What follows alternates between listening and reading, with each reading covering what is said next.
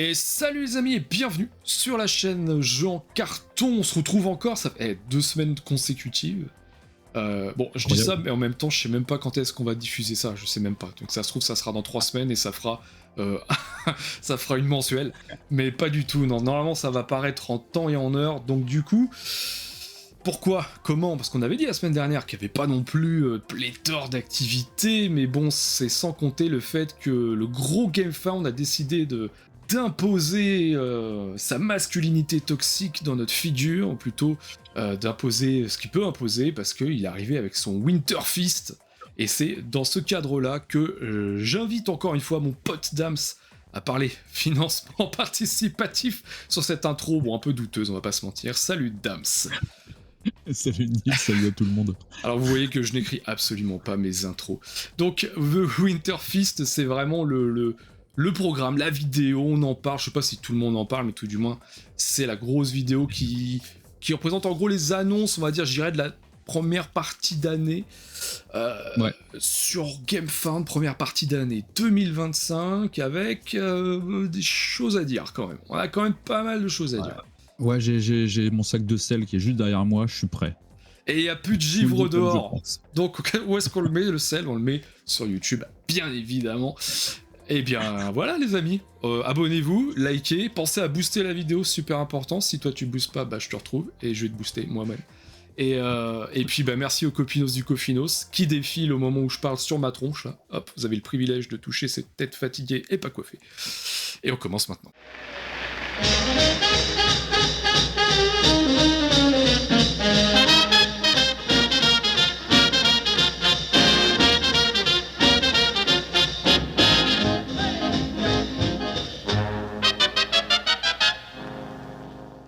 Et là voilà, cette page du Special GameFound Winter Feast Live Now 2025, yeah. What a year! Yes, bam bam bam, yeah. America! C'est pas américain, mais c'est pas grave. C'est Polonais. C'est Polonais, fuck yeah! Alors, on est sur la page du Winter Feast. Et alors, le Winter Feast, c'est...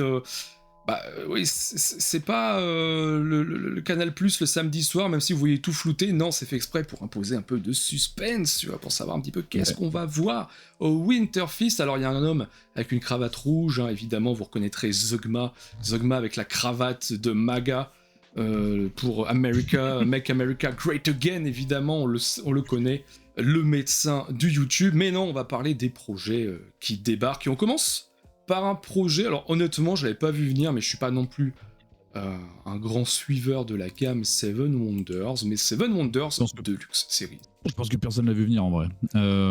Personne l'a vu venir et ouais, c'était assez étonnant et en même temps pas bête parce que c'est maintenant de commencer à aller sur GameFound pour proposer des jeux qu'on a eu en retail pendant bien longtemps et leur proposer une version deluxifiée. Alors là c'est rigolo parce que c'est en coprod avec GameGenix. Donc là, on commence aussi à avoir depuis, tu sais, cet été où on a FFG Asmodee North America qui a commencé à dire bon bah maintenant nous on va commencer à utiliser en fait le crowdfunding pour nos produits qui sont un peu trop chers pour la boutique. Hein, c'est ça en gros globalement. Ouais. Et bah ça y est, ça commence à arriver là, hein, tu vois.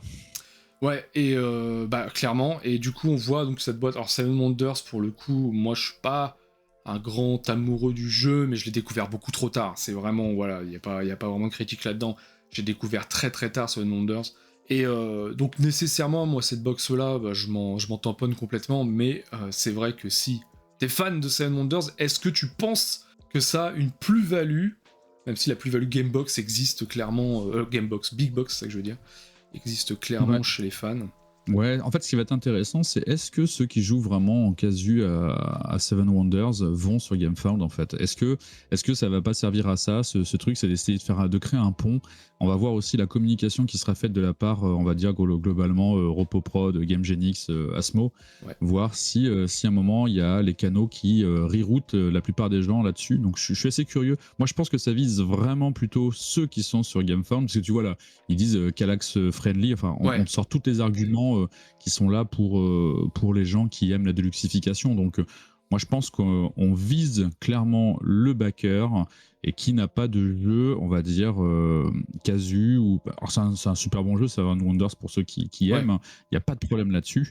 Mais on voit qu'on cible nos tronches, en fait, là. Tu vois. Ouais, non, complètement. Bah, de toute façon, c'est clairement l'effet big box de la complétude de ta gamme. Si tu as toutes les extensions, bah, nécessairement, ce genre de choses-là, ça va t'intéresser. Voilà, après, évidemment, alors, j'ai pas précisé, mais ce sont que des previews de campagne hein, qu'on voit là, ce sont que des choses qui vont arriver, donc on n'a pas nécessairement les tarifs de ce qui sera proposé. Là, moi, je t'avoue que les rendus 3D me donnent pas nécessairement envie. Je trouve que Ouais. ça fait un peu pauvre, tu vois. Alors, je sais pas si c'est un rendu fait à la va-vite, mais ça donne pas Ouais. envie en tout cas. Bah, après, on peut faire juste un petit aparté sur finalement le Game Fest, Ouais. qu'est-ce que c'est, enfin en tout cas le Winterfest. En fait, il faut savoir que GameFound depuis maintenant 2 ans font des fests et un des premiers qui a été fait, ou en tout cas les premiers étaient ultra intéressants, ce qui montrait que 3 ou 4 projets, enfin c'était même 4 ou 5 projets, et c'était cool parce que ça mettait l'emphase sur très très peu de projets et souvent des projets qui nous ont surpris. Par exemple, Terrorscape, le reprint avait été annoncé de cette façon-là, par exemple. Et Ouais. c'était très très cool parce que du coup, c'est là où on était vraiment surpris et personne n'avait vu venir. Et là, du coup, c'est très étrange d'avoir autant de projets d'un même bloc en fait. Et Ouais. je trouve que ça floute un petit peu les choses. Alors, on va en parler, je pense, en fil conducteur le long de cette vidéo. Complètement. Mais c'est très très étrange d'être, on va dire, floudé, c'est vraiment le terme, inondé d'autant de propositions qui mélangent le chou, la carotte, la chèvre, le backer, tout en même temps. C'est trop étrange. Alors je te pose quand même la question, est-ce que cette big box, elle t'intéresse toi personnellement? Alors, faut savoir que Game Genie, quand même, ils font du super taf sur leur matos. Mais non, parce que Seven Wonders, je ne suis pas spécialement client, j'y joue quand c'est avec les copains, je préfère jouer à d'autres choses. Par contre, je peux comprendre que d'autres vont être intéressés, mais tout comme toi, je trouve que c'est bizarrement rendu, c'est très étrange. Donc, je ne serai pas client, mais par contre, je peux comprendre à 1000% les gens qui vont vouloir aller dessus parce que ils adorent Seven Wonders. Ouais. Et là, tout est pré-rangé, c'est parfait pour eux, hein, franchement.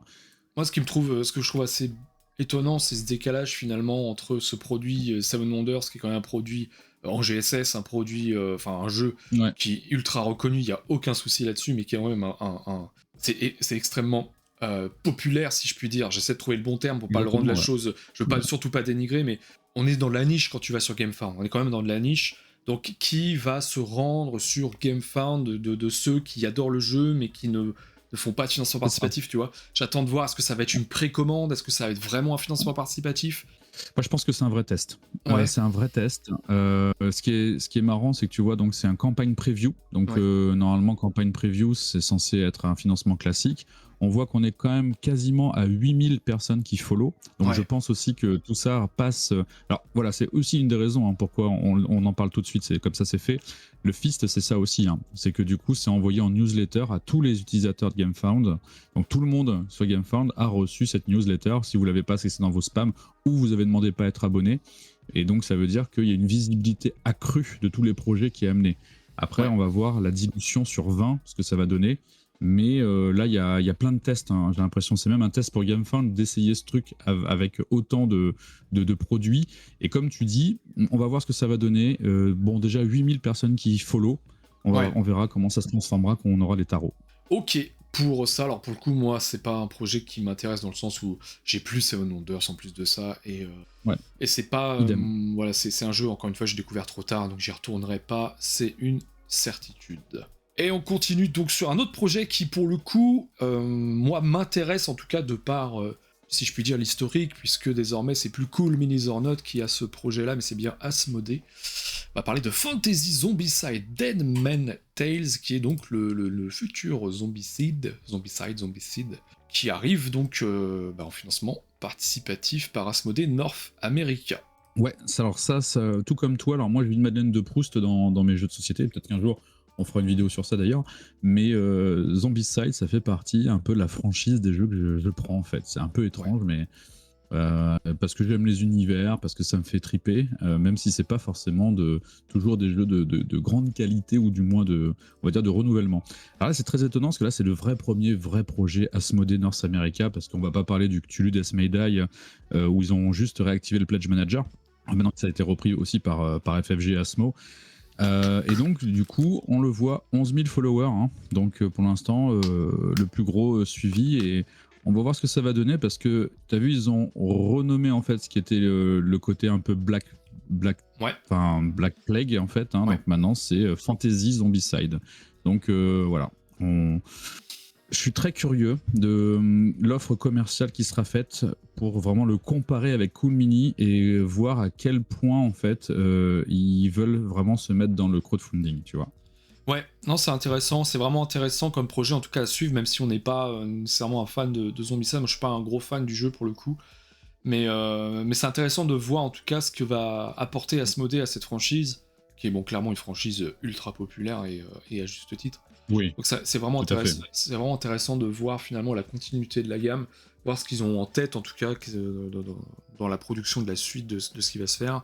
Et oui, alors du coup Fantasy, on sent qu'il y a quand même une volonté de démarcation avec ce qui a déjà existé auparavant. Donc à voir ce que ça donnera par la suite. Toi, tu le sens comment, toi ?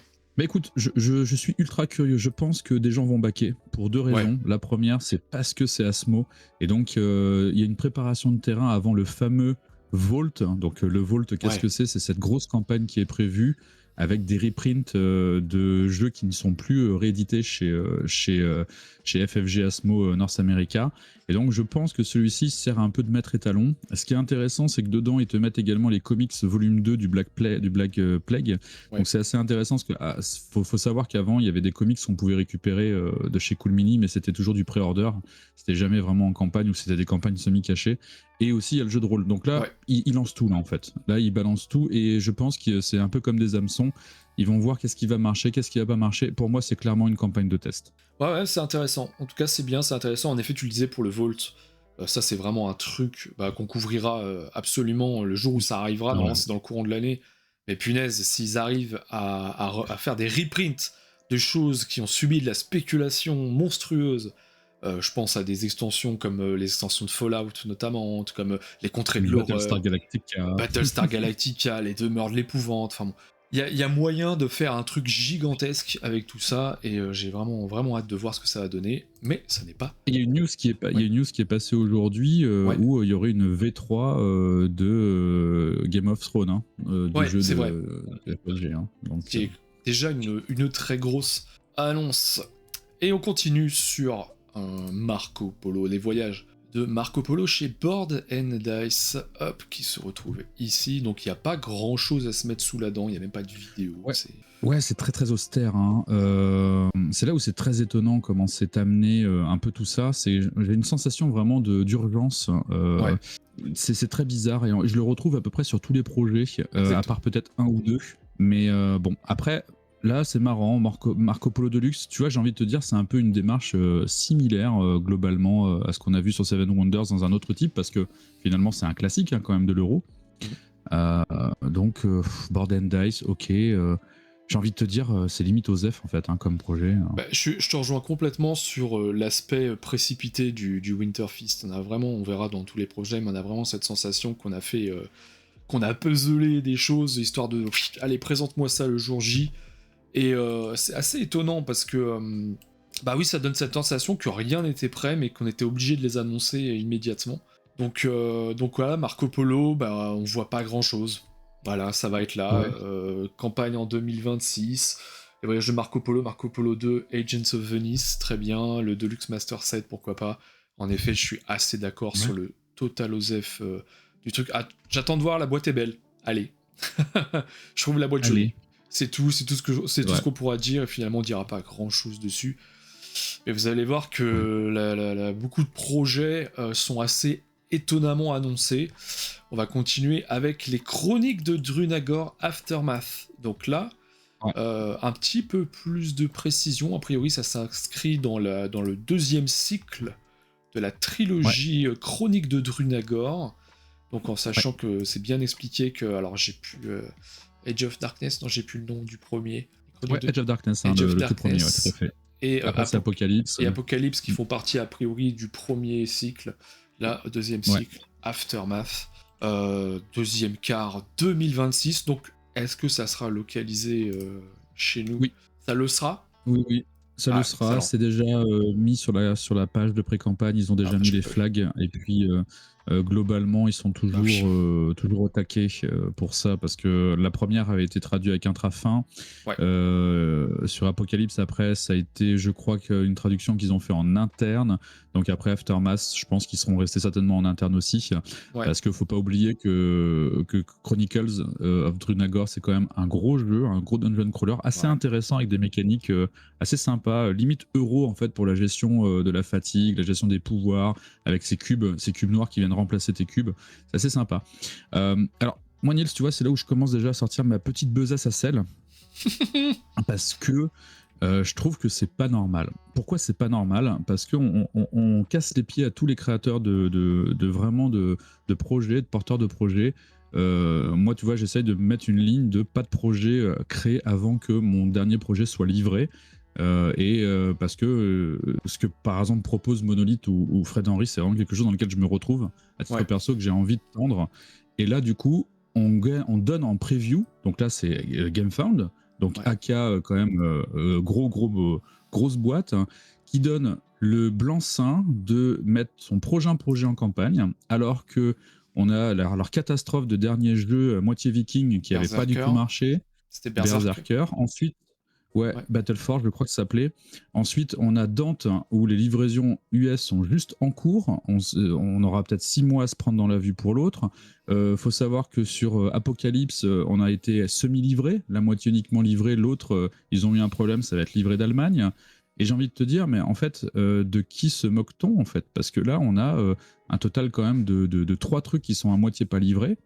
Et il va falloir attendre longtemps. Et puis là, on parle pas de jeu à 100 balles, quoi, en fait. Hein. Bah, moi, je t'avoue que j'ai vraiment la sensation qu'on est en train de retourner dans une lignée pré-Covid, où on est en train de... On était extrêmement prudent en termes d'éditeurs sur ce qu'on sortait, parce que bah, ça a fait très mal, évidemment, le Covid, le cas Mythic Games a fait très mal au financement participatif, évidemment, et aujourd'hui, j'ai l'impression qu'on est encore en train d'y remettre les doigts de pied, tu vois, de se dire, oh, on va essayer d'aller toujours un petit peu plus loin, et on voit plusieurs cas similaires de projets qui sont empilés, qui ne sont pas livrés, qui donnent pas confiance, mais derrière, bim, en effet, tu le dis, Winterfist arrive, hop, on annonce un nouveau truc, et on n'a pas le pire, hein, parce qu'il y en a encore d'autres qui arrivent derrière, ça va être folklore. Mais donc, on sature le truc. Regarde les chiffres, là, ils sont affligeants. On passe de 1,5 million à 260 000. Comment tu veux que là, eux, ils soient pas en cavalcade? Enfin, là, franchement... Ah ouais, non, mais complètement, c'est débile. Non, mais c'est débile, parce que, après, Chronique de Drunagor, j'ai envie de te dire, ok, a priori, ça marchera, parce que, bon, ça a bien marché au départ, mais ça reste 1,5 million dans du dungeon crawler, bon, je ne saurais dire si c'est un excellent chiffre, c'est bien, mais il y a quand même des éditeurs qui font beaucoup mieux que ça. Dante, ça fait bien, mais par contre, Berserker, ça s'est cassé la tronche, mais d'une force. Et là, moi, c'est là où ça m'inquiète, c'est que tu te dis, mais il va falloir quand même le livrer, ce projet. Il va falloir le livrer, ce projet. Il va falloir de l'argent pour le livrer, ce projet. Du coup, le quid du développement de Berserker vis-à-vis de Chronique de Drunagor Aftermath, le quid des livraisons, le quid de l'intérêt qui sera mis dans ce projet qui s'est cassé la tronche à côté d'Aftermath, tu vois, il y a un truc qui est assez flou, je trouve, autour de ça. Et j'aime pas cette légitimité que donne GameFound, parce qu'ils prennent quand même une responsabilité, à mon sens, envers tous les pledgers, de dire on le met en avant. Donc le mettre en avant, c'est assurer d'une santé financière aussi, et je trouve ça limite dangereux. Pour moi, on joue un peu avec le feu, et ça commence à allumer de mon côté des red flags, en fait. Ah, mais je suis absolument d'accord avec ça, et encore une fois, on a d'autres projets dont on va vous parler dans cette vidéo qui sont au moins aussi alarmants que ça.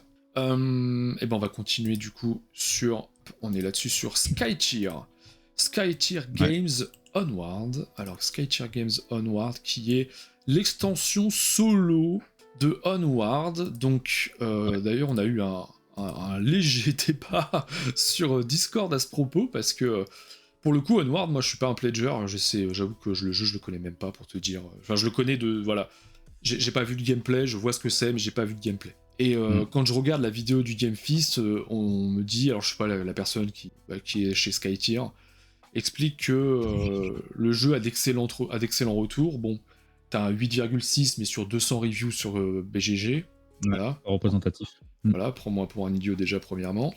Deuxièmement, on nous explique que, finalement, plus loin dans la vidéo, on nous explique que le projet, donc Onward, sera livré dans 6 mois. Donc, à côté de ça, sur Discord, on discutait, et a priori, il y a quand même des personnes qui ont été livrées de ce projet. Donc, quand est-ce qu'a été tournée cette fichue vidéo pour faire ce teasing de Onward qui semble un peu venir de nulle part? Donc, voilà, c'est encore une fois, ça fait partie du flou, je trouve, que répand le Winter Fist, où on sait pas trop où on va, et puis là, alors...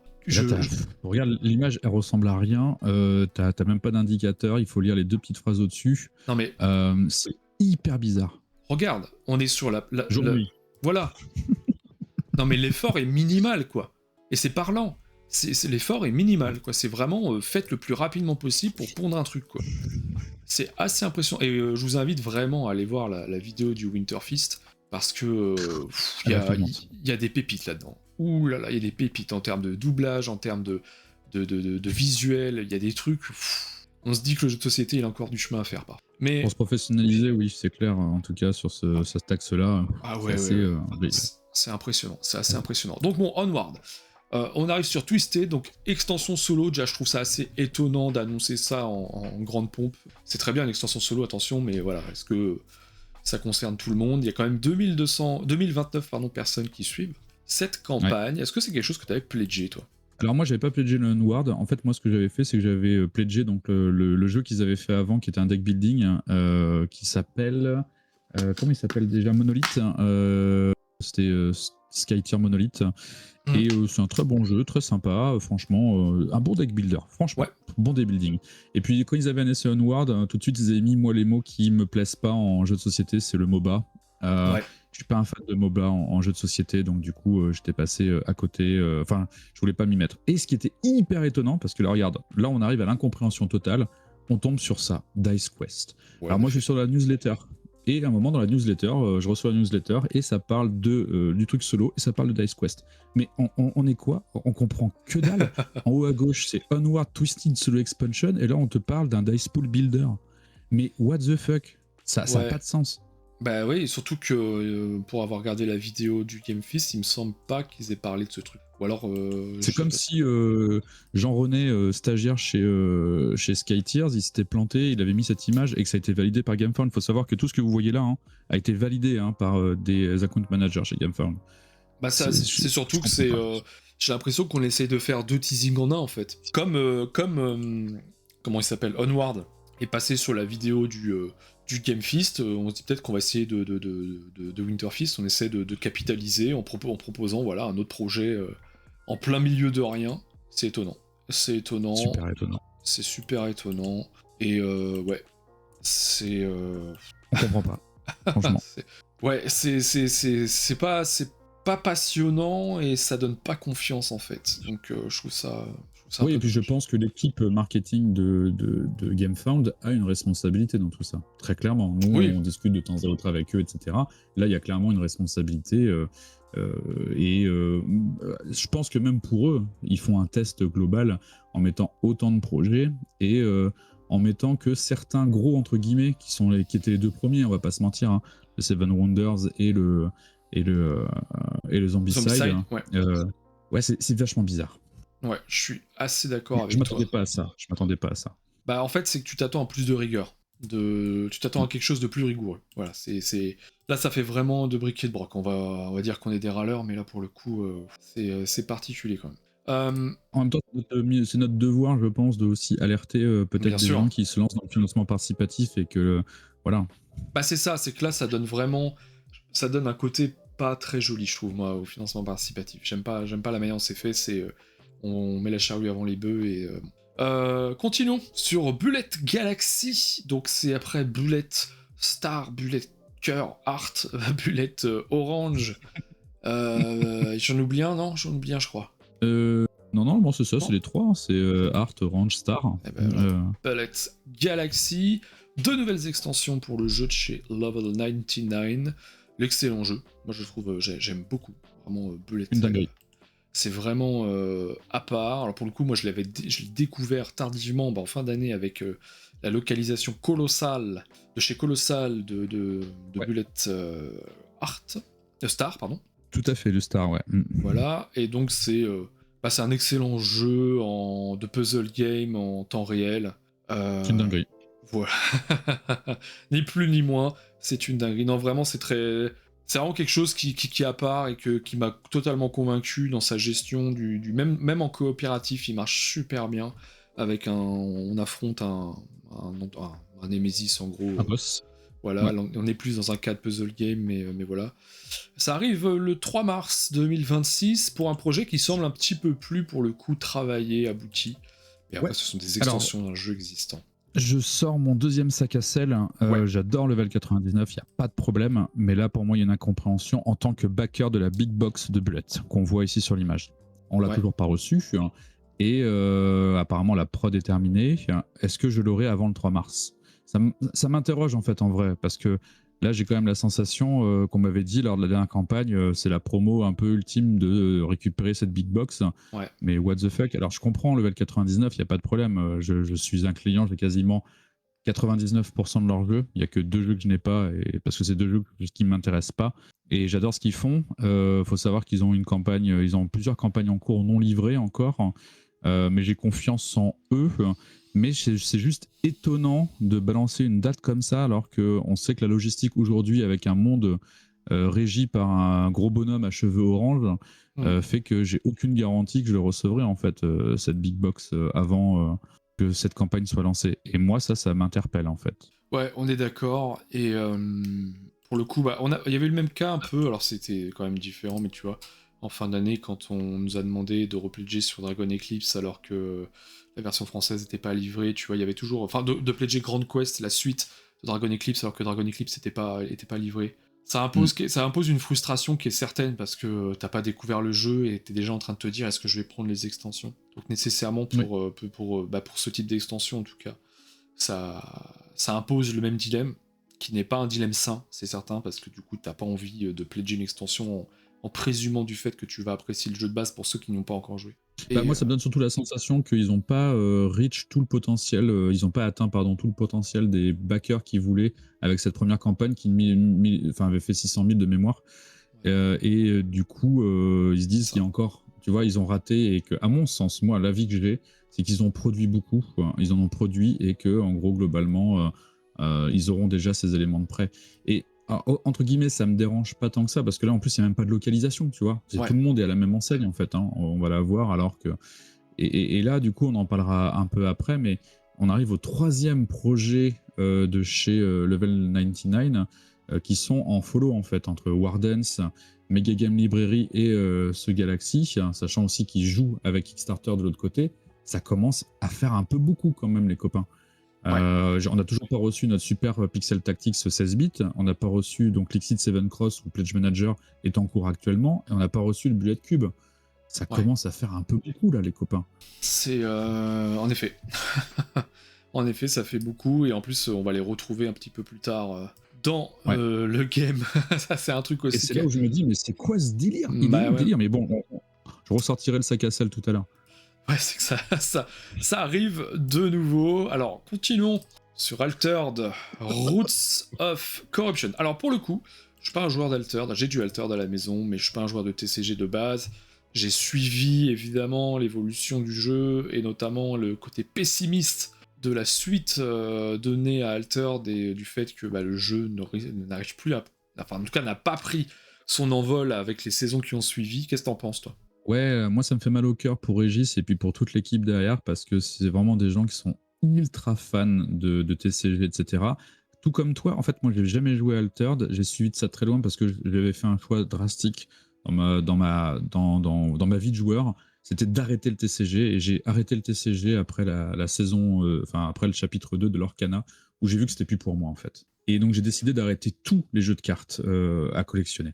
Et donc du coup j'ai suivi un peu de loin le cas Altered, et pour moi c'était un produit qui marchait bien, et c'est récemment que je me suis aperçu que il y a eu tellement de TCG de sortie, cette particularité qui est que en fait c'est pas vraiment un TCG, vu il y a des cartes uniques, etc., donc ça se collectionne pas, de ce que j'ai compris, donc je parle sous réserve d'avoir bien compris les choses, et que du coup en face de la concurrence entre les Star Wars, les Lorcana, les One Piece, et surtout Magic, qui reste quand même le GOAT, c'est dur de faire sa place, et j'ai la sensation, et on le voit aux followers, 1600 followers, Est-ce que là, on n'est pas au crépuscule de Altered, et ça me fait mal au cœur de le constater en fait. Bah du coup moi c'est vrai que pour le Altered, j'y ai joué moi pour le coup à Altered. J'en ai un peu à la maison, j'ai joué avec ma fille.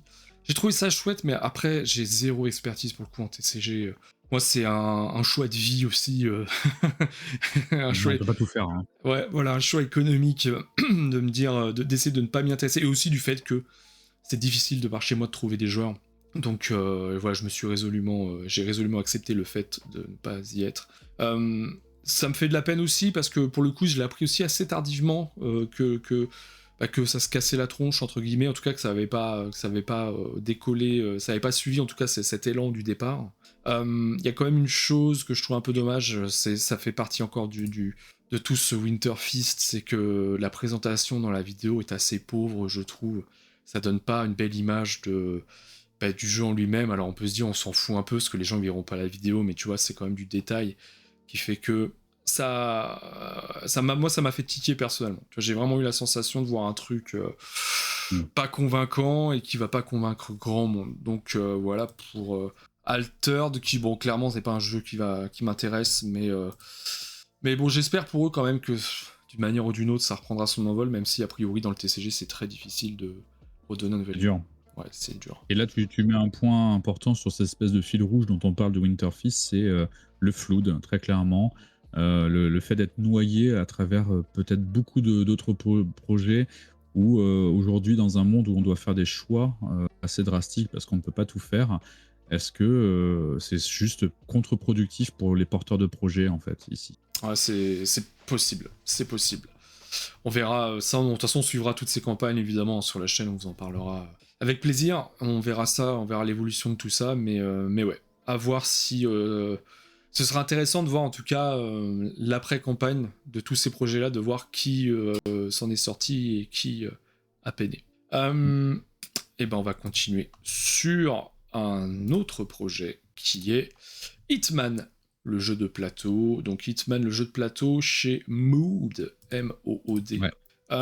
Qui est un jeu, Mood Publishing, qui est un jeu que moi j'avais suivi sur Kickstarter déjà depuis très longtemps. Ça faisait un bail que c'était annoncé ce truc-là, et bon, ça a mis du temps. Mood Publishing qu'on connaît pour Valheim, mais qu'on connaît aussi pour autre chose que j'ai... Bah c'était pas... Deep Rock Galaxy, ouais, c'est pas Deep Rock Galactic, exactement, c'est ça. Galactic, pardon. Le très bon Deep Rock Galactic, en effet. Que dire sur ce jeu-là? Donc un jeu dans lequel... je crois que c'est un jeu coop, c'est ça? Ouais. Dans lequel on va devoir diriger le Hitman, mais peut-être aussi... Alors, oui, c'est ça. Non, c'est compétitif. C'est compétitif.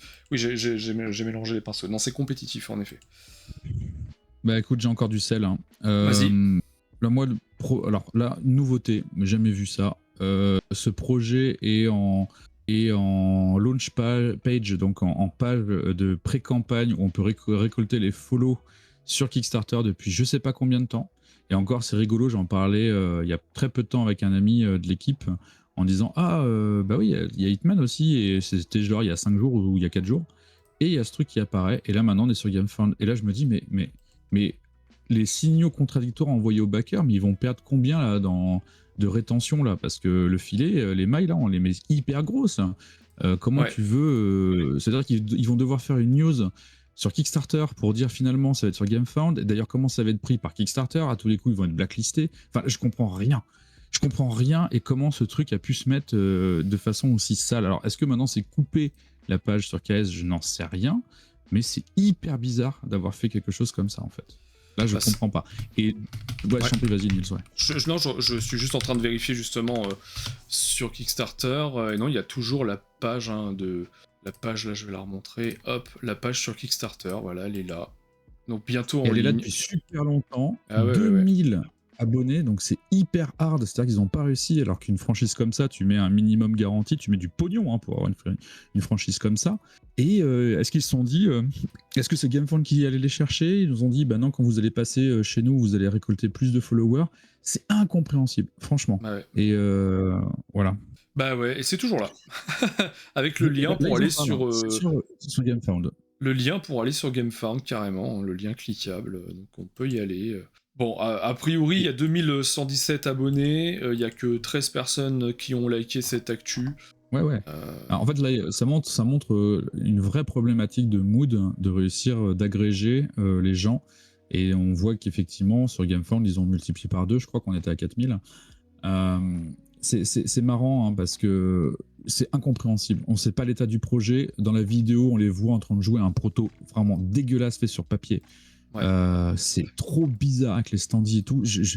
Là, pareil, mon petit cœur de personne qui essaye de faire un peu au mieux de son côté, quand je vois des trucs comme ça fait hyper mal au cœur en vrai, tu vois. Ouais. Parce que tu te dis, tu mets du temps, tu mets de l'argent, tu le mets à ton niveau, tu fais ce que tu peux, etc. Et là, on te montre juste un truc. Alors, c'est une belle vidéo. On les voit chez Mood en train de dire ouais, c'est trop bien, on est sur un super projet depuis super longtemps. Et là, du coup, on est en train de voir qu'ils sont en train de jouer sur une pauvre petite table ronde avec ces espèces de proto-papier. C'est incompréhensible. Ouais, j'ai retrouvé la partie de la vidéo justement pour montrer un peu tout ça. Hop, si j'avance un petit peu. Non, je suis allé avancer un petit peu trop loin. Mais ouais, c'est reculer un petit peu, je suis allé trop loin. Hop, on avance. Oui, voilà, ouais. Voilà, vois, donc on Deep montre Rock le studio, Galactic, ok, Valheim, très bien. Et après, en effet, on arrive à la partie jeu. Et c'est un truc qui est assez étonnant parce que pour le coup, si ça veut bien, on arrive sur la partie prototype avec donc le papier, en effet. C'est un truc qui est étonnant parce que pour le coup, Regarde ça. voilà, pour le coup, nous en tant que créateurs de contenu, qui présentons des prototypes, souvent on nous dit évitez de montrer ci, évitez de montrer ça, c'est pas terminé, identifiez bien que c'est pas terminé, etc. Là, clairement, on en a rien à foutre, quoi. C'est hop, on te met un truc imprimé qu'on a plié en deux, hop, foutu ça dans un autre bout de papier, et puis allez, c'est passé, quoi, c'est parti. C'est surprenant, et encore une fois, ça donne toujours ce côté fait totalement à la va-vite de ce Winter Fist, qui est décidément étonnant, quoi. Mais ne vous inquiétez pas, j'ai encore mon demi-tonne de sel derrière moi pour les autres projets. On continue. Du coup, avec Neopia Quest. Donc ça, c'est chez Ghostfire Gaming. Alors, qu'est-ce qu'ils nous ont fait ces gens-là? Aberration, Pledge Manager, donc pas livré, hein, du coup. Ah non, c'est fini là, ouais, ça y est, Fulfillment's done. Ok, a priori, c'est fini de livrer en juillet 2025. Voilà, c'est ça que je voulais vérifier avant de dire une bêtise. C'est juste qu'il y a marqué Pledge Manager et Let Pledge, mais je pense que c'est une erreur. Ok, ouais, donc. Il n'est pas fermé en fait. Ouais, en effet, je pense qu'ils l'ont jamais fermé. Donc, Neopia Quest, qu'est-ce que c'est que ce machin-là? Un jeu de Mark McIntyre. Est-ce que ça te parle? Le grand écart, hein. Pas du tout, là on est passé du truc gigadark à salut, on est sur Nickelodeon avec des couleurs over flashy. Alors, moi je suis pas allé voir, je te promets en full transparence, je suis pas allé voir parce que du coup je me demande qu'est-ce que ça fout sur GameFound, parce que juste le visuel fait que techniquement, à part si t'es un amoureux des furs, c'est pas le genre de projet que je recherche moi sur GameFound en tout cas. Donc c'est comme s'il y avait une erreur de casting, et en plus ça donne pas confiance dans le sens où on te montre rien. Bah si, on te montre que tu peux gagner un poster gratuit si tu follow. Voilà. Bah en fait, on t'en montre plus dans cette fichue vidéo là qui se trouve ici. T'en as là-dedans, hein, mais pas dans la campagne. En plus, elle est même pas chapitrée cette vidéo. Je suis en train de voir ça, mais je vais essayer de l'ouvrir en grand. Ah si, là elle est chapitrée. On va faire comme ça parce que je pense que ça sera plus simple. Neopia Quest, voilà ce qu'on a sur Neopia Quest. Et bon, pour le coup, pour avoir regardé la vidéo, j'avoue que j'ai pas vu grand chose. Hein, voilà. Pour moi, je suis passé au travers, mais complet, quoi, tu vois, parce qu'on voyait des images, des cartes. C'est tout ce que vous avez aujourd'hui, mesdames et messieurs. Et ce sera tout ce que c'est les Wix mélangés avec je sais pas quoi, et on sait rien. Et vraiment, là, c'est voilà, on vous a tout montré, quoi. C'est tout ce que vous pourrez voir sur Neopia Quest. Donc on va passer à autre chose, hein. De toute façon, on va pas s'embêter avec ça. On va passer sur Last Arcs Tactic Analog, donc ça va être du RPG. Ouais. Chez Succubus Publishing, qu'on connaît notamment pour Midara. Oui. Est-ce que... moi, je suis pas joueur de RPG, est-ce que ça te parle? Ouais, ça me parle surtout pour sortir mon sel de fou. Parce que Midara, j'ai mon pognon, ils l'ont depuis hyper longtemps, en fait. Ouais. Et que entre temps ils ont ouvert leur shop pour pouvoir précommander des trucs, et que les gens ont précommandé des trucs qu'ils ont reçus avant que nous on reçoive l'acte 2 et l'acte 3 de Midara. Et là, du coup, tu te dis, je peux comprendre que les mecs, là, ça fait 10 ans qu'ils sont dessus, ils ont dû remonter un plan de financement, ils ont trouvé des investisseurs pour injecter de l'argent dedans, parce que sinon, Succubus, c'était finito. Et je peux comprendre l'envie de vouloir aller sur un autre projet, là, il y a zéro problème pour ça. Mais, ceci étant, une fois de plus, ok, si c'est une preview pour que ce soit le launch dans un an, je veux bien. Mais de ce que je comprends, on est au launch fit 2026, donc dans l'année 2026, ça sera lancé ce truc. Est-ce que mon Midara sera reçu en 2026, au moins l'acte 3 aussi? Bah là, je sais pas. Et du coup, ça fait que mon cerveau a fait une forme de boycott, même si je suis un fan, mais un gros fan hein, des JRPG, notamment des TRPG, donc les tactiques comme FF Tactics Co. Au Fire Emblem, etc. Ben, en fait, c'est juste un no-go pour l'instant. Je comprends pas ce move. Une fois de plus, on nous dit ne balancez pas plusieurs projets à la fois. Donc il y en a qui shift entre je mets mon projet sur GameFound, il est en train d'être financé, puis plus tard je vais sur Kickstarter parce que comme ça au moins c'est pas sur GameFound. Et là, une fois de plus, on laisse un blanc-seing pour mettre ce genre de choses. Alors après, je peux comprendre aussi la volonté de GameFound, c'est de se dire on récupère Succubus qui ont toujours fonctionné avec Kickstarter. Donc en gros, on fait fonctionner la concurrence et on se dit bon ben on va vous récupérer, vous irez plus sur KS. Donc il y a aussi certainement quelque chose de commercial là-dedans. Mais encore une fois de plus, c'est no respect pour les backers, je trouve. Voilà.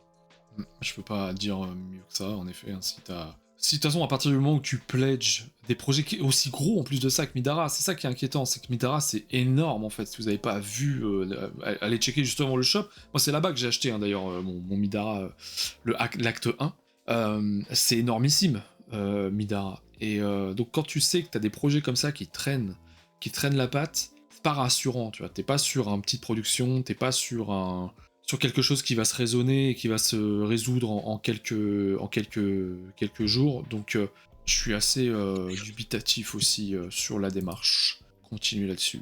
Pour moi, c'est une démarche limite, on voit du B2B, donc business to business, et on le voit du point de vue B2C, on le voit du point d'œil du consommateur. Et du coup, c'est hyper dérangeant de se dire, mais on est en train de regarder quoi là? On est en train de regarder les deals qu'ils sont en train de faire derrière.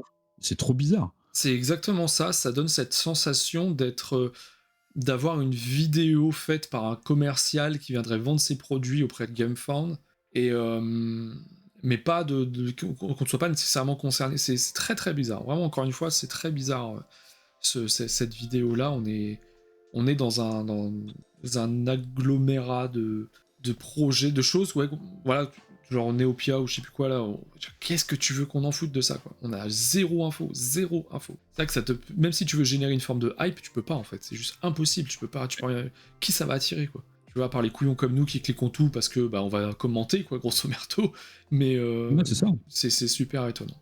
On arrive sur Archivillain Encounters.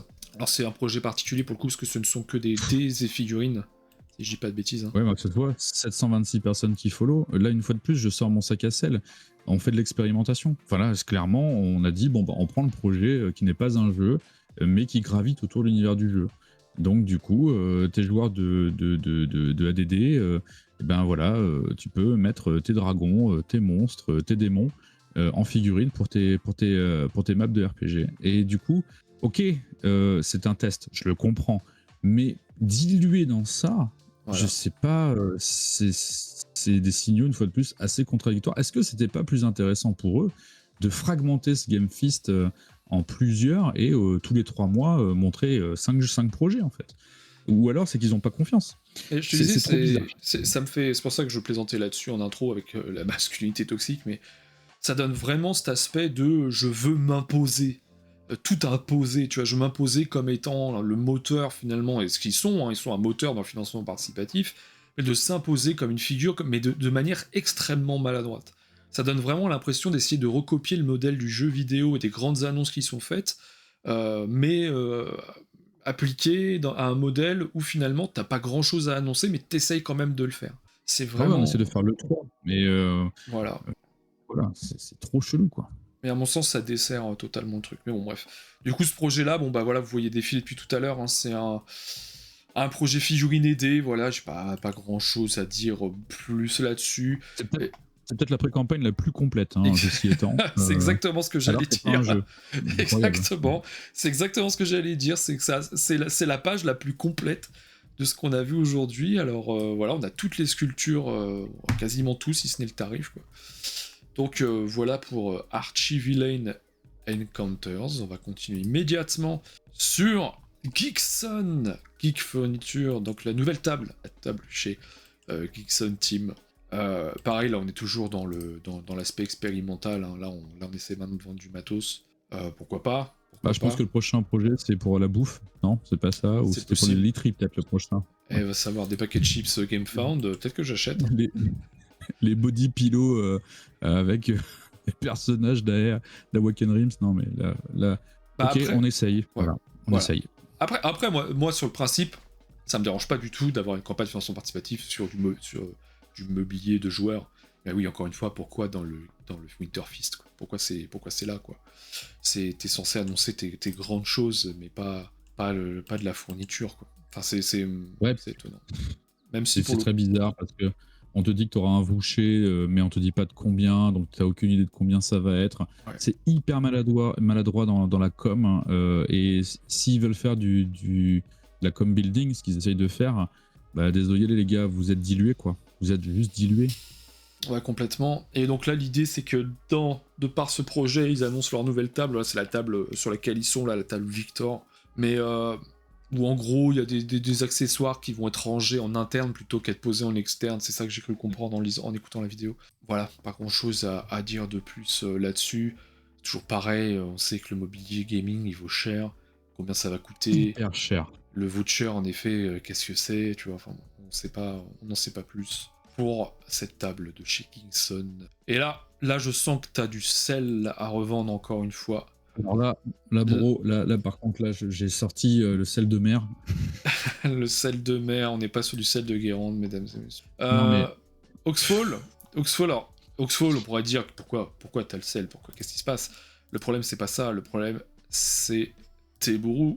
C'est Teburu qui propose Oxfall après The Bad Karmas, le Curse of the Zodiac, après Melon Uprising, après The Bad Karmas and the Curse of Cthulhu, après Sword of Sorcery, Palermo Conspiracy, en sachant que Sword and Sorcery c'est pas livré, Palermo Conspiracy c'est encore en late pledge, d'ailleurs Sword and Sorcery aussi.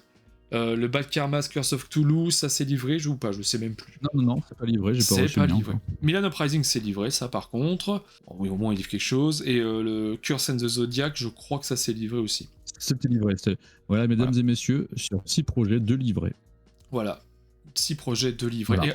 Et là, ce qui à mon sens est plus parlant, c'est que c'est un projet très particulier dans le sens où, si vous connaissez pas le système Teburu, c'est une tablette en gros, c'est un jeu qui est totalement interactif, donc ça se joue, le système Teburu c'est une grande tablette connectée, ultra connectée, dans lequel vous allez placer le plateau du jeu auquel vous allez jouer.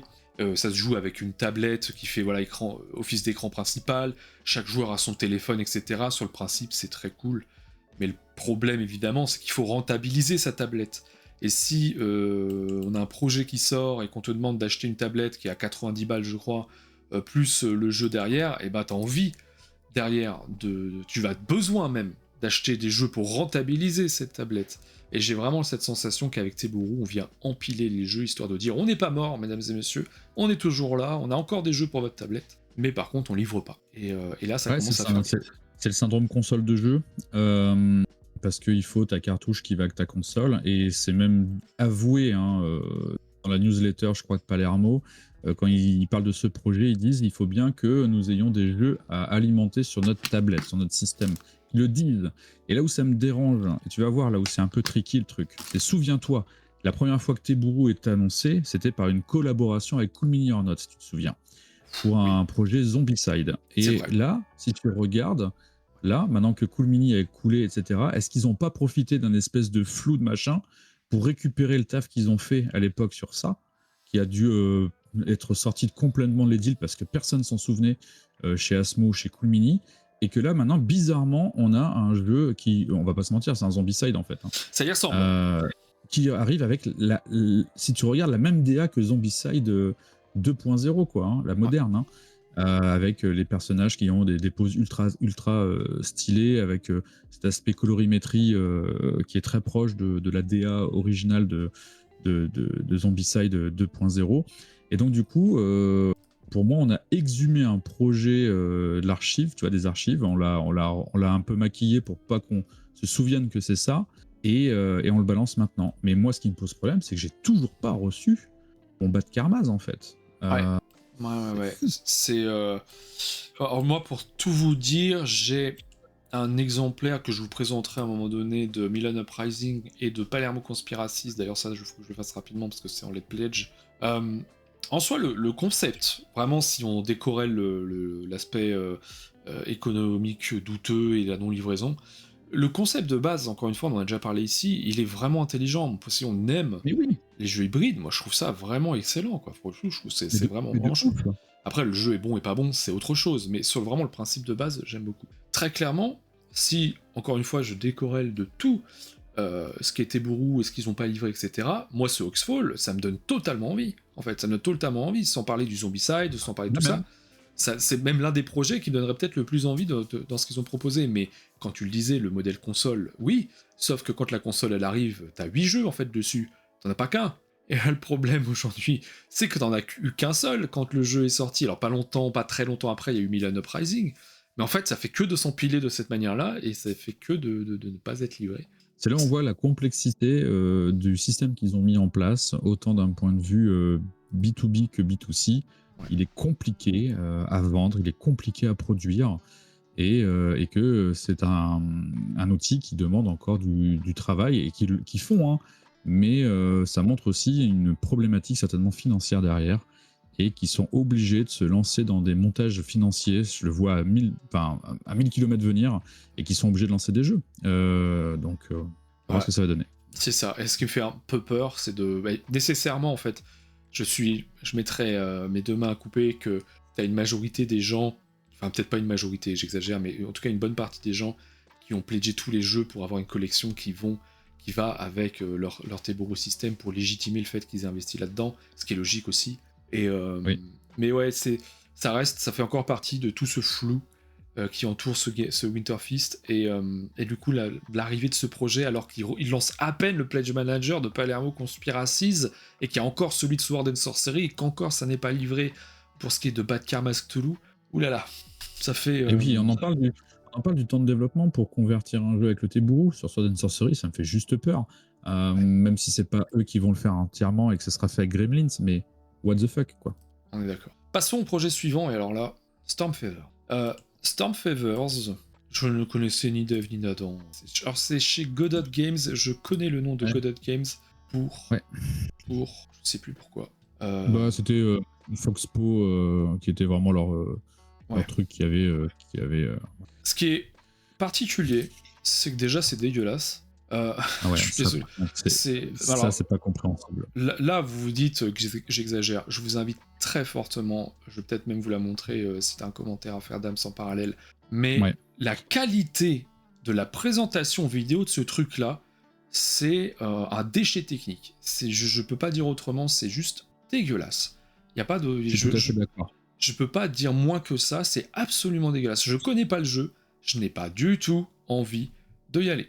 J'ai pas envie d'y aller, tu m'as pas donné envie. Et ça donne encore ce côté où on a l'impression qu'on n'était pas destinataire de ce truc-là, quoi. C'est très étonnant. Est-ce que tu t'es renseigné un petit peu sur Storm? Ouais, en fait, je vais rebondir sur ce que tu dis, parce que d'un point de vue professionnel, on le voit.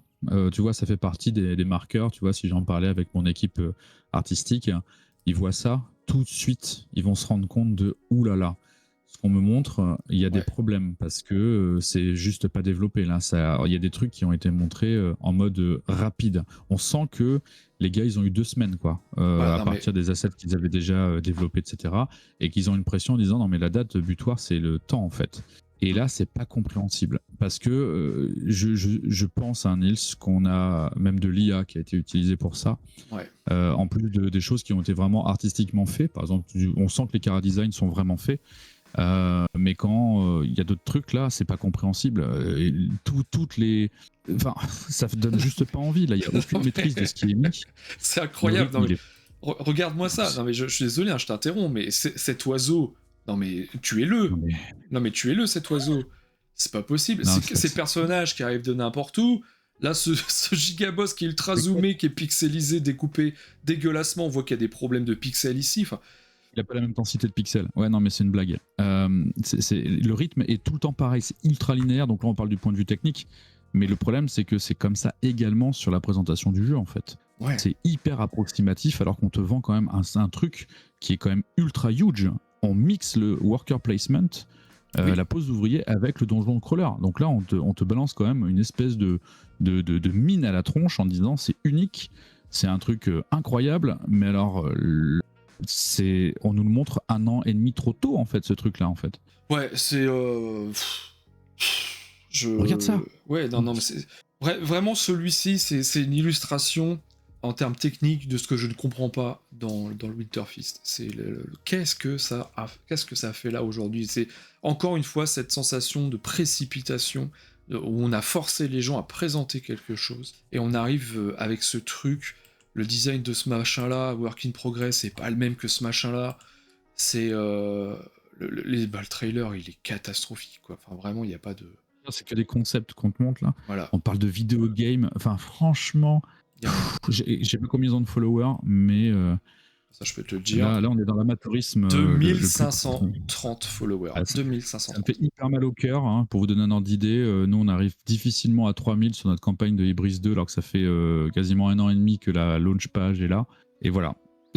Voilà le truc. Donc, c'est pas de la jalousie, hein, c'est le sel hein, de la méthode, en fait, que je trouve juste abjecte.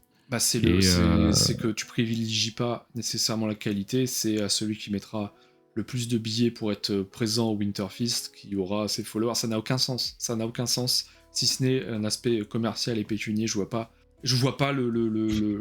la logique, finalement, autre derrière ça. Ouais. Et surtout, ça montre, toujours sur ce fil rouge dont on parle, quelle est maintenant la rétention. Alors la rétention, c'est quoi? C'est parmi ces 2530 backers qui ont follow, combien vont vraiment transformer ça en back? Ouais. Et ce taux de rétention, il est hyper important parce qu'en fait, il était haut et progressivement, les années passant, il baisse drastiquement, sauf pour certains porteurs de projets comme Ship Theory Game qui ont toujours des conversions assez hautes, ou Awaken Rims. Mais du coup, ça pose la question. Là, si on a déjà 10% de ça qui back, est-ce que c'est déjà pas énorme en fait en vrai? Ça pose des questions. Ben, de toute façon, on suivra tout ça, hein, clairement, parce que ça peut être intéressant. Et ça se trouve, le jeu va être excellent, j'en sais rien, tu vois. Mais là, j'ai vraiment la sensation que ça dessert en tout cas le projet totalement. Continuons sur le deuxième projet de Level 99 cette fois. Parlons de la Mega Game Library. Donc, c'est une box qui propose 5 petits jeux, c'est ça? Voilà. C'est ça. Death Strikers, High Noon at Shadow Saloon, Bear Market, Muffin Kitchen et Anito Wish Granters. Et donc tout ça, c'est présenté assez rapidement sur la vidéo. Ouais. En fait, ils ont fait un truc comme ça sur KS il y a pas longtemps, qui était un livre-jeu où en gros tu as un jeu de cartes basique et tu peux jouer à plein de jeux différents à travers leurs livres. C'est une espèce de gamme qu'ils essaient de créer, et à côté on retrouve la même chose avec en fait ces 5 petits jeux ou ces 6 petits jeux, je sais pas, non ils sont 5 qui sont fast and pace, tu vois, donc genre ça joue en 10 minutes. Et là, c'est ultra étonnant. On a parlé tout à l'heure de Level 99, et je les aime, hein, pourtant, Dieu sait que je les aime. Mais pourquoi encore un autre truc en preview? C'est hyper bizarre. C'est comme si on balançait toutes les cartouches de l'année. Maintenant, pourquoi alors que Brad Elton, c'est un génie, hein, ce mec, c'est un génie. Hein. C'est lui qui a inventé Millennium Blade, c'est lui qui a fait BattleCon, c'est lui qui a inventé Exceed, c'est lui qui a fait plein de trucs. Et pourquoi maintenant on balance un truc comme ça? Est-ce que ça, c'était pas un truc intéressant à montrer une fois qu'il avait livré, par exemple, Cube de Bullet, et que du coup, il arrive ensuite en septembre pour montrer ce truc? J'ai du mal à comprendre. Ou alors, c'est que une fois de plus, on est dans l'expérimentation. C'est un truc qui va se retrouver en retail, en GSS côté américain, tu vois, et que du coup, il tente un truc. Je comprends pas. Ah, puis tu vois là, la boîte là, elle est vide. Hein. Très clairement, la boîte qu'il a devant lui, elle est totalement vide. D'ailleurs, je crois que sur cette vidéo, il s'est redoublé lui-même. Tu iras écouter, c'est très particulier.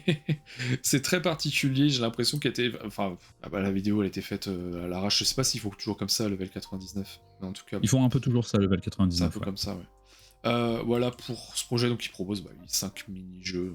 On n'est pas là pour vous parler de gameplay, puisque de toute façon on est que sur des previews, mais... Le quoi? Ouais, voilà. Allez, alors là, let's go les amis. Je plonge, Nils, adieu. Dust in the Wind. Alors, ça semble canon. C'est beau. Franchement, le cover, franchement, ça défonce. c'est C'est un des plus beaux covers. Exactement, c'est un des plus beaux covers, je trouve aussi, qui a été proposé ici. Le problème reste le même, on va se répéter. Hein.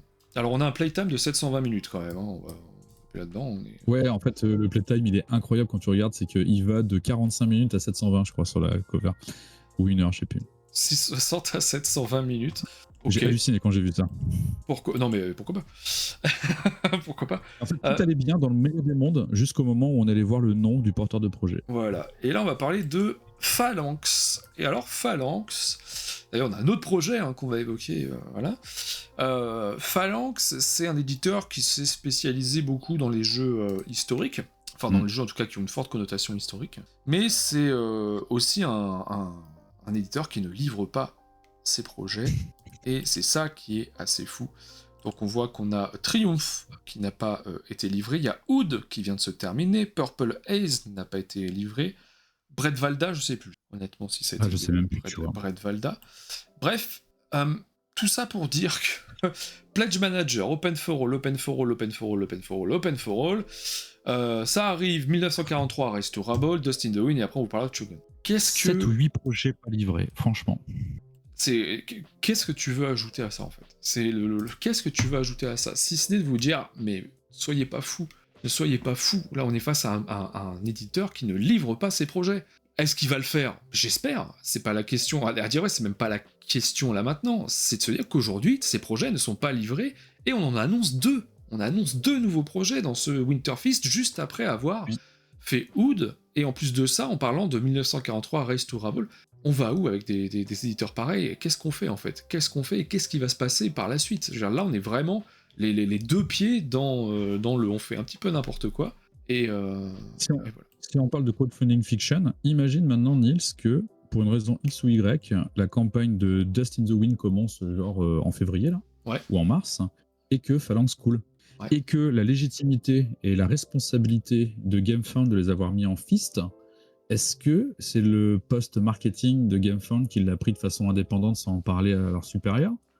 Comment ça se passe là? Parce que là, tu sais, on parle sans arrêt du stable pledge, on parle de tout ce genre de choses là, mais là, la responsabilité pour moi de les mettre en avant de la part de GameFound, elle est limite irresponsable en fait, avec autant de projets non livrés. Pour moi, il devrait y avoir des garanties, des garanties à respecter. Et en plus de ça, ils se sont imposés avec leur espèce de seal là, qu'ils utilisent pour dire que tel ou tel éditeur est solide, etc. Leur stable programme, ou je sais plus quoi, c'est comme ça qu'ils appellent ça, je crois. Ça, c'est le stable pledge, ouais. Donc ils se mettent en avant par un système qui est censé donner confiance finalement aux backers, mais par contre derrière ils font une com où ils permettent de proposer des jeux de Phalanx qui ne livrent pas leur projet. Donc c'est assez hallucinant. Alors le projet a l'air intéressant en soi, du peu qu'on voit, mais... artistiquement, il y a un truc, tu vois, mais c'est pareil, c'est... on est maintenant habitué aussi à être brossé dans le sens du poil. Alors maintenant, il faut qu'on ait aussi une posture où prenons un peu de temps pour regarder le fond. Et moi, ce que j'analyse chez Phalanx, c'est que progressivement, les projets, quand même, les montants, ils sont pas dingues parce que il doit y quand même avoir une communauté qui aime le sel là maintenant. Hein. oui, je pense. Et puis, mais, comme tu disais tout à l'heure, si on fait du financement participatif fiction, si ça se casse la gueule... T'imagines là, la répercussion là? Et puis ici, il y a bien une chose qu'on sait sur le financement participatif, c'est que les backers, ils n'oublient jamais. Hein. Donc GameFound, je pense qu'ils vont prendre leur pelletée de sel aussi. Même. Et donc, oui, même la pelle dans la tronche. Ouais, complètement. Et donc on enchaîne... Ouais, vas-y. Juste dessous, voilà, Sovereign Shogun. Et là, on regarde, c'est qui? Et c'est Phalanx. Phalanx qui propose Sovereign Shogun. C'est 120 à 180 minutes, 2 à 5 joueurs. Donc un jeu sur le Japon féodal.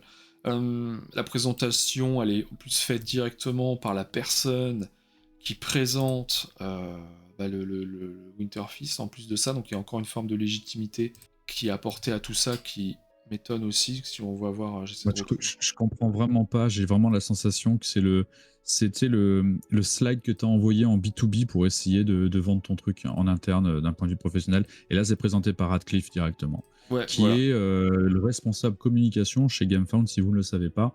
C'est-à-dire il a deux casquettes, hein. Il a sa casquette, du coup, donc YouTuber, et il a sa casquette également euh, CCO, donc Chief Communication Operator. Où il fait vraiment. Nous, on reçoit des newsletters directement de lui, en fait, hein, d'un point de vue back-end de GameFound. D'ailleurs, ce qui est assez étonnant, tu noteras, c'est que sa deuxième casquette, il réussit à la mettre en avant sous les projets. Quand il y a des vidéos Oui. YouTube qu'il a faites lui-même, c'est les premières que tu vois. Oui, oui, non, mais il y a un vrai, il y a un vrai problème de détachement professionnel et de conflit d'intérêts évident, quoi. Il y a encore du travail à faire, hein, sur la professionnalisation de ce milieu, c'est une certitude. On arrive vers la fin avec un autre projet qui s'appelle Flockers. Alors, ça fait pas rêver comme ça, enfin je veux dire, on n'est pas sur du très très gros projet. Ce qui peut éventuellement faire rêver, c'est le nom de l'auteur de ce truc-là, qui est Monsieur Mark Swanson, qui, Tout à fait. qui est l'auteur de Feudum. Et Et, le FIR. exact. Et ici, la présentation est un peu plus solide. Pour le coup, vis-à-vis de ce qui est fait, on comprend à peu près ce que l'on va faire dans le jeu. Voilà, il y a des éléments de gameplay qui sont montrés tout de même dans cette vidéo. C'est l'un des rares à l'avoir fait, d'ailleurs, Oui. dans ce Winter Feast. Alors, je ne juge pas la qualité du jeu, il y a 1356 personnes qui le suivent. Mais en tout cas, il y a une vraie volonté de montrer quelque chose qui, en tout cas, on peut appeler de la preview. Voilà, ça, on peut appeler ça de la preview. Est-ce que tu as regardé un Exactement. petit C'est là peu où. ce que c'était? Ouais. Tout à fait. C'est là où, à partir de maintenant, mes sacs de sel, je les pose, parce que finalement, peut-être les projets les plus intéressants, on va les voir à partir de maintenant.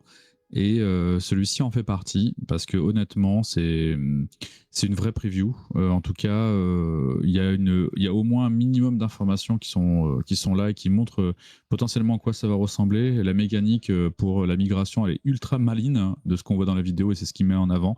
C'est là où on voit déjà qu'il y a une intelligence sur plein de choses. Et c'est le premier qui va expliquer ce qu'on fait pendant le jeu quand même. Et je trouve ça quand même cool, en gros. Hein. Exactement, c'est ce qu'on Là, il voit n'est là. pas là pour balancer du blabla. Hein. Franchement, moi, ça, c'est un truc que je suis. Voilà, à titre Exactement. personnel. Exactement. C'est ce qu'on attend d'une preview en fait. C'est ce que t'attends d'une preview après être passé sur une grosse Voilà. vidéo comme ça, c'est d'avoir des infos. Moi en fait hier clairement je suis tombé un peu dénu. À chaque fois que je mettais en pause la vidéo pour aller voir le projet en fait, il y a juste Ouais. rien. Et oui en effet ce Flockers, et on a même le droit à des rendus 3D assez proches qui permettent de voir Tout à fait. ce que ça va donner. Et c'est là où se pose la vraie question. La vraie question se pose, à quel point tout le fist qu'on voit les desservent, eux. Parce que il fait partie de ces projets qui mériteraient d'être mis en avant, et qui se trouvent donc avant-dernier ou dans les 4 derniers, je crois. Ouais, dans les deux derniers. Et pourquoi Tu vois. Et là, pour moi, il y a une sorte d'incompréhension. Ce projet devrait être dans les premiers à être présenté, ou du moins au même niveau, juste derrière Zombicide, tu vois. Ouais.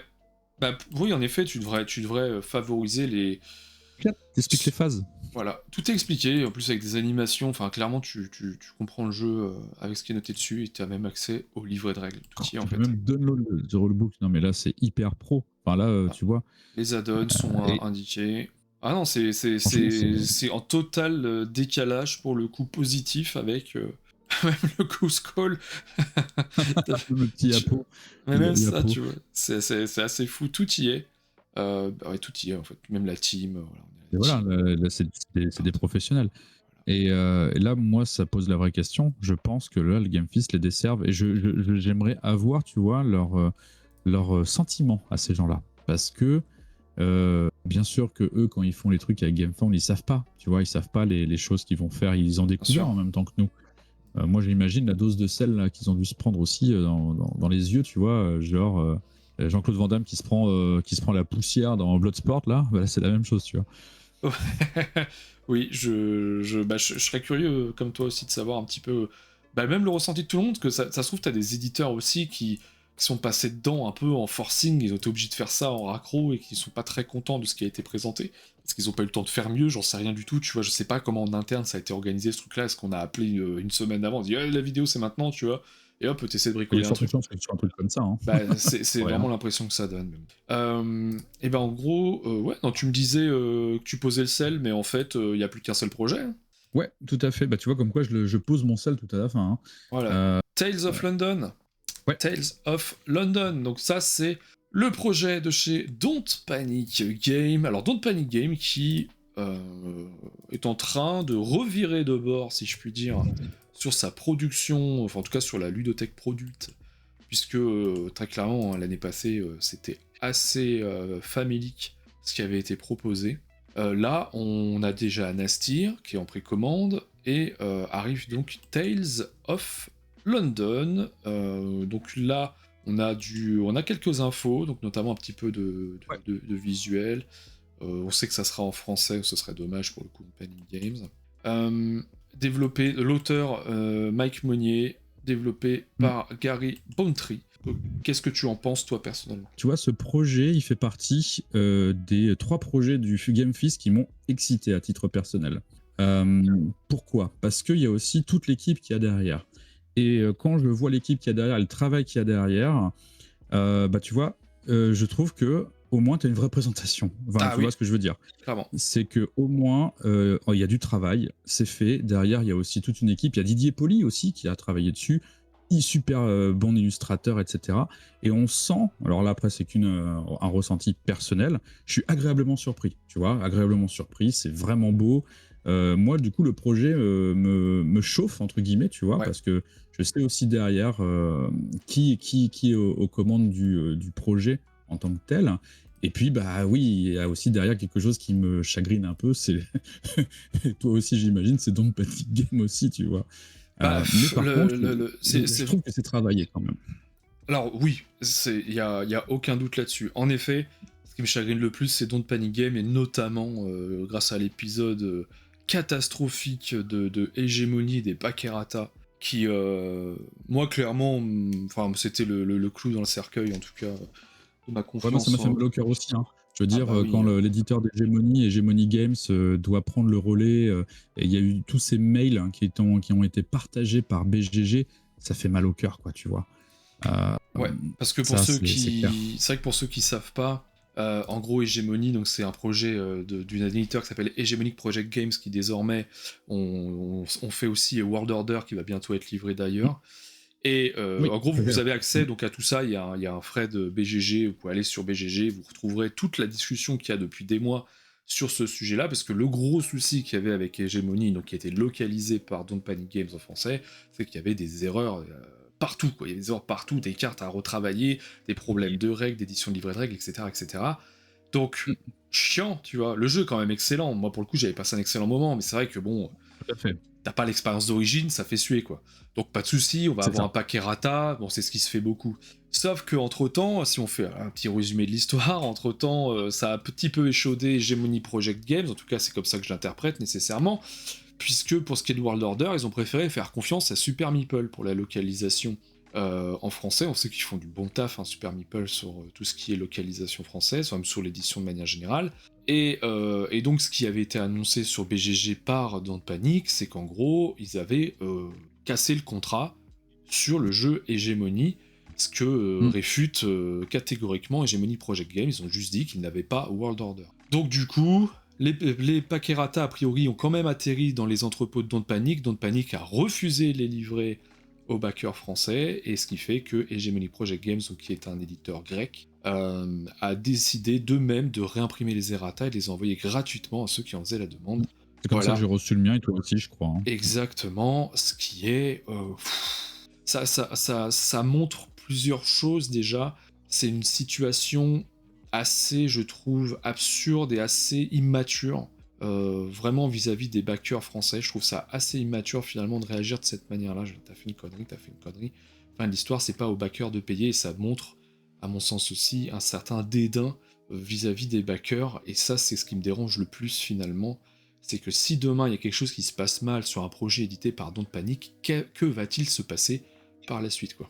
Bah, c'est ça qui me fait un peu peur, parce que par contre, tu vois, moi j'ai vraiment confiance en recentrant sur Tales of London de vraiment toute l'équipe qui bosse. Je sens vraiment un vrai amour du truc, et le projet me fait envie. Donc tu vois, moi clairement ça fait partie de ces 3 projets moi qui m'ont plus ou moins excité sur ce Game Fest. Si j'arrive à enlever tous mes kilos de sel de tous les autres projets, Mais du coup, tu vois, c'est là où ça pose une question hyper intéressante. C'est à quel point, du coup, quand tu es vraiment développeur et que tu aimes ce que tu fais, etc., à quel point des fois c'est difficile de pouvoir aussi faire le lien entre le métier de éditorial, tu vois, Ouais. et le métier vraiment de création. Et souvent, c'est des choses qui peuvent être très vite compliquées, tu vois. Je prends des pincettes parce que c'est vraiment des moments touchy, tu vois. Nous, on a la chance d'être full autonome, mais du coup, ça crée plein d'autres problèmes. Mais je me dis comment ça peut se passer des fois quand, à l'inverse, tu es une super boîte éditoriale et que tu vois que le projet qu'on t'amène, il n'est pas poussé pour que toi, tu puisses bien le transformer beau. Ouais. Et quand des fois, c'est l'inverse qui se passe. Du coup, c'est pas tout blanc ou tout noir. Et je pense que c'est des cas qui peuvent être assez compliqués après à gérer. Donc moi, j'espère de tout cœur que, vu que voilà, toute l'équipe qu'il y a derrière, que ça va être chouette comme jeu. Et ça, j'ai pas trop de doutes. Espérons maintenant que éditorialement ça suive, quoi. Voilà, clairement le projet sort en tout cas du lot, mais il part aussi, il s'assied sur un lot de jeux qui est pas non plus présenté de manière qualitative dans ce Winterfest. J'attends de voir parce que pour le coup, j'ai pas été totalement séduit par ce que j'ai vu, mais après c'est vraiment, on en voit tellement peu que finalement ça veut tout et rien dire. La prochaine fois qu'il y aura vraiment du contenu à consulter sur Tales of London, je me ferai véritablement un avis. Pour l'instant, j'ai pas été totalement charmé par ce qui était proposé, mais clairement oui, c'est avec le Flockers. Ouais, Flock et puis Belette. Ouais, Flockers et Belette, on tient là finalement les trois projets les plus... les trois projets les plus solidement présentés. Pour moi, c'est des cas vraiment exceptionnels, les deux premiers, tu vois. Ouais, oui, parce que, oui, je suis assez d'accord. Pour Seven Wonders et Zombicide, tu veux dire? Ouais, tout à fait, parce que eux, ils sont établis, ils sont là depuis longtemps. Enfin, tu vois, limite, ils sont mis en tête de gondole. Hein. Enfin, tu vois, c'est tout paradoxal. La tête de gondole, c'est eux, et les deux derniers projets qui sont dans les plus intéressants sont mis à la fin. Et du coup, c'est ça que je trouve vraiment injuste. Tu vois, pour Flocker et même pour Tales of London, c'est un peu injuste parce que du coup, il faut tout scroller en fait. Et je trouve ça dommage pour eux, quoi. Ouais, je suis assez d'accord avec toi. Après, je pense que c'était peut-être aussi dans une logique, si on y pense, une logique de stream pour que les gens restent plus longtemps sur le stream, tu vois. Un petit truc qui se fait dire qu'il y a peut-être des gens qui s'étaient... Il y avait quand même des gens qui étaient en attente sur Tales of London, alors peut-être que si j'essaie de penser positivement. On le voit aussi sur le nombre de followers. Tu vois, le nombre de followers de Tales of London, je crois qu'il a plus de 2000 et quelques. Donc ça veut dire quand même que par rapport à tous les autres qu'on a pu voir, qu'il y a déjà aussi, au moins que ça un peu. Enfin, tu vois que ça plaît quand même. C'est un indicateur. Et c'est vrai que là, on en a vu d'autres où les mecs, ils avaient du mal à être à 450, tu vois. Donc ça, c'est bien. Et Flocker, pareil. Flocker, je crois qu'ils sont à 1000 et quelques. Après, c'est un thème qui est un peu plus compliqué, je pense, à vendre sur GameFound, le Flockers, parce qu'on est vraiment dans un thème oiseau, etc. Donc, on va pas s'adresser à la même frange de tous ceux qui aiment l'Améritrash et tout ça, tu vois. Ouais, on est d'accord. Voilà. Yes. Donc, on aura fait le tour. Donc, de ce Winterfest, difficilement tout de même, hein, parce que, bon... C'est dur, hein. C'est poussif, mais bon, ça me paraissait intéressant quand même de mettre en avant ce qu'on pouvait mettre en avant et d'évoquer surtout, parce qu'on a eu beaucoup, t'as eu des newsletters, de toute façon, à partir du moment où t'as pledgé sur GameFound, t'as reçu une newsletter, pour ce Winterfest, pour finalement te rendre compte qu'il n'y avait pas grand-chose à en tirer derrière, quelques exceptions faites, mais voilà, en tout cas, merci beaucoup, Dams, pour ton avis et ton sel offert. La route sera déneigée ce soir, il n'y a pas de souci, pas de givre sur les routes d'Angoulême. Et puis nous les amis, j'espère que cette vidéo vous aura plu. N'hésitez pas à commenter en dessous si vous avez des retours à faire sur certains projets. Peut-être que certains d'entre vous avaient des news ou des infos intéressantes sur certains projets. Je sais que vous êtes des férus d'informations, c'est super intéressant de vous lire, donc n'hésitez pas à glisser ça là-dessous. Et puis nous on se retrouve tout bientôt pour parler financement participatif, encore une fois. Et bisous cœur les amis. Salut.